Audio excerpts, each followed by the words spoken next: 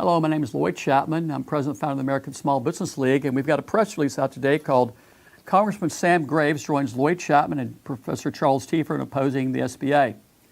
And what this is about is a campaign the American Small Business League launched a few weeks ago to oppose an SBA policy that would have put up to 12,000 small businesses in the IT industry out of business, pushed them out of the federal marketplace, and been devastating. And the current small business size standard for information technology value-added resellers is 150 employees. And the SBA want to remove that and replace it with 27.5 million, which is ridiculously low in the federal marketplace where the profit margins are 5%. But the main thing I want people to understand is I think what really made a difference in this is Professor Charles Tiefer. So the American Small Business League retained him to take a look at this proposal because we thought it looked pretty strange. We didn't think the SBA had the legal authority to do this. And sure enough, Professor Tiefer looked at it and found out that, as we suspected, the SBA doesn't have the legal authority to do this. And Congressman Graves, I think, must have seen Professor Tiefer's legal opinion, and he's come out and joined us in opposing it. And when it first came out, we issued press releases telling people that if the SBA tries to adopt this policy, we're going to issue an injunction to stop it. And Congressman Graves has also threatened the SBA that if they don't pull a proposal, that he's going to stop them with legislative action.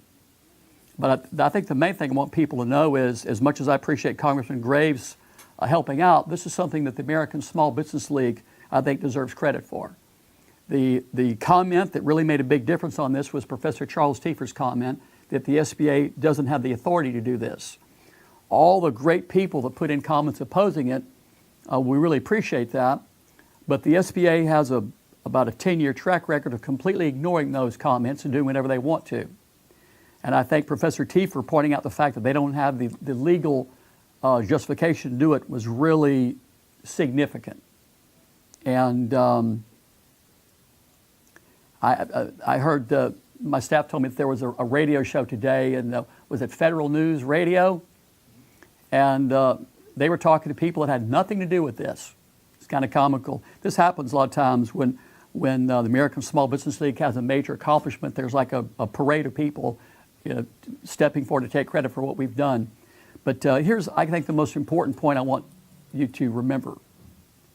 Not one organization in Washington that claims to represent small businesses, not one, put a comment opposing this policy that would have bankrupted up to 12,000 firms, information technology value-added resellers. Not one. Think about that. So the National Federation of Independent Business, Women Impacting Public Policy, the U.S. Chamber, all these different groups that claim to represent small businesses, notice not one put a comment opposing this, not one. So the American Small Business League led the charge to oppose this. I did a couple of national radio shows. We issued press releases. We launched a national campaign to oppose it. So when you think about who your advocates are here in America, if you're a small business working in the federal marketplace, the American Small Business League appears to be your only friend. And if you disagree with me, try to look at the comments the SBA got and find any group that you think represents your interest and notice that they said nothing. They said nothing. No comments, no press releases, no nothing. No legal opinions, no nothing.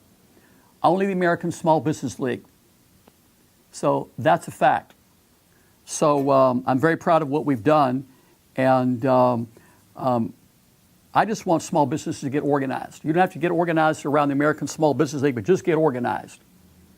And of course, I think the American Small Business League has earned people's support. And I just think it's time the small business get organized. By the way, the next challenge is the Republican Congress is going to try to close the SBA in early 2015. Like the sun's going to come up tomorrow, within a matter of days of the Republican Congress convening, they're going to try to close the Small Business Administration by combining with the Department of Commerce. And it's going to be difficult to stop them. And of course, the American Small Business League, as it has always done, is going to lead the charge to stop them. So get organized, people. United we stand, divided we fall. Is that what Abraham Lincoln said? Yeah, see, I remember that from like high school. Okay, my name is Lloyd Chapman, the American Small Business League, and thanks for watching.